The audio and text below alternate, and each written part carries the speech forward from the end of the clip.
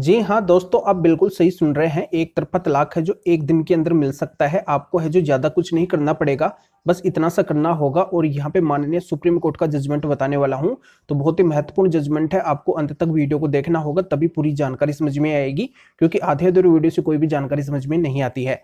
और अभी तक आपके इस चैनल को सब्सक्राइब नहीं करे हैं तो सब्सक्राइब करके बेल आइकन को अवश्य दबा दीजिए। तो चलिए शुरू करते हैं। तो वेलकम दोस्तों, मैं हूं आपका अपना एडवोकेट जितेंद्र। यहाँ पर मैं क्लियर कर देता हूं कि म्यूचुअल डाइवोर्स की प्रक्रिया तो एक बहुत आसान होती है।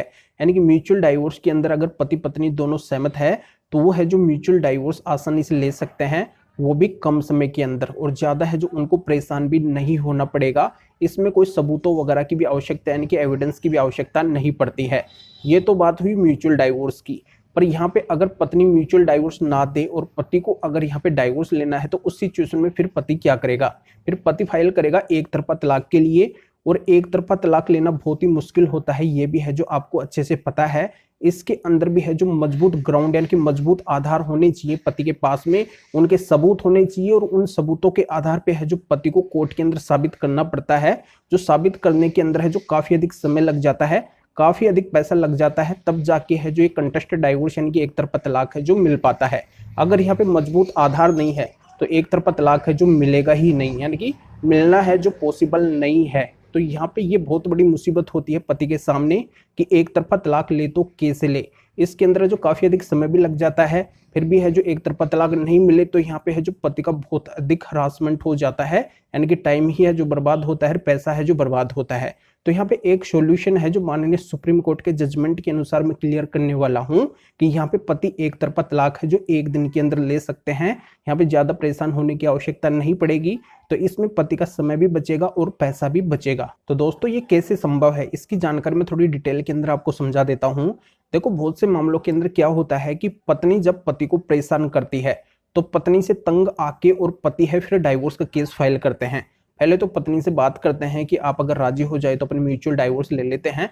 पर यहाँ पे अगर पत्नी राजी नहीं होती है तो फिर पति के द्वारा खुद के द्वारा है जो एक तरफा तलाक का केस है जो फाइल किया जाता है। अब बहुत से मामलों के अंदर ये भी देखने को मिलता है कि पहले पत्नी इस तरीके से परेशान करती है कि जैसे पति के ऊपर झूठे केस कर देती है, जैसे झूठे दहेज वगैरह के, यानी कि आईपीसी 490 ATA वगैरह के। और फिर उनके जवाब के अंदर पति है जो पत्नी से परेशान होके और डाइवोर्स का केस है जो फाइल करते हैं।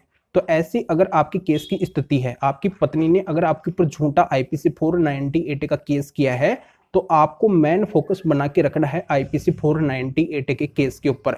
आईपीसी 490 ATA के केस को आपको क्यूएस करवाना है या फिर उसको जल्दी से जल्दी खत्म करवाना है, यानी कि अपने पक्ष के अंदर करवाने की है जो आपको पूरी कोशिश करनी है। और जैसे ही अगर आप आईपीसी 490 ATA केस से बरी हो जाते हैं, वो जजमेंट जब आपके पक्ष के अंदर आ जाता है, तो आप अगर डाइवोर्स ले रहे हैं, एक तरफा तलाक का केस फाइल कर रहे हैं, और जैसे ही आईपीसी 490 ATA केस का जजमेंट आपके पक्ष के अंदर आता है, तो उसके जजमेंट की कॉपी को ले जाके आपको डाइवोर्स के केस के अंदर लगानी है। जजमेंट के आधार पे साबित करना है कि देखिए पत्नी ने है जो मेरे साथ में क्रूरल्टी की है, मुझे परेशान किया है, बिना वजह मेरा समय और पैसा है जो इस केस के अंदर बर्बाद हुआ है, तो इस आधार से है जो मुझे डाइवोर्स चाहिए। तो वहां पे आपके डाइवोर्स के केस के अंदर अगर समझदार जज होंगे, जिनको एक अच्छी नॉलेज होगी, तो वो है जो आपका एक दिन के अंदर ही डाइवोर्स कर देंगे, यानी कि ज्यादा आपको परेशान नहीं करेंगे, क्योंकि ये सबूत ही काफी है कि आप आईपीसी 490 ATA केस से बरी हो गए हैं। इसी आधार से है जो आपका एक दिन के अंदर डाइवोर्स हो जाएगा। और इसमें दूसरा आधार ये है कि अगर आपकी पत्नी एडल्ट्री के अंदर है और उसका अगर आपके पास में कोई वीडियो है, यानी कि वीडियो का अगर कोई मजबूत सबूत है, और आप अगर डाइवोर्स लेना चाहते हैं, तो डाइवोर्स के केस के अंदर उस सबूत को लगाइए आप, और जज साहब को कन्विंस कीजिए। बहुत ही आसानी से एक दिन के अंदर है जो आपका डाइवोर्स हो जाएगा। तो यहाँ पे ये ट्रिक है, यानी कि ट्रिक के आधार पे है जो आजकल केस जीते जाते हैं और आसानी से है जो आपके पक्ष के अंदर आ जाते हैं। बस आपको इतना सा काम करना पड़ता है। पर यहाँ पे ट्रिक है जो आपको जानना जरूरी है। तो ये जानकारी आपके समझ में आ गई होगी। और इस जजमेंट का लिंक इस वीडियो को डिस्क्रिप्शन के अंदर दिया गया है कि 490 ATA के केस से बरी होने के बाद में पति को यहाँ पे क्रूरल्टी बेस पे डाइवोर्स भी मिला है।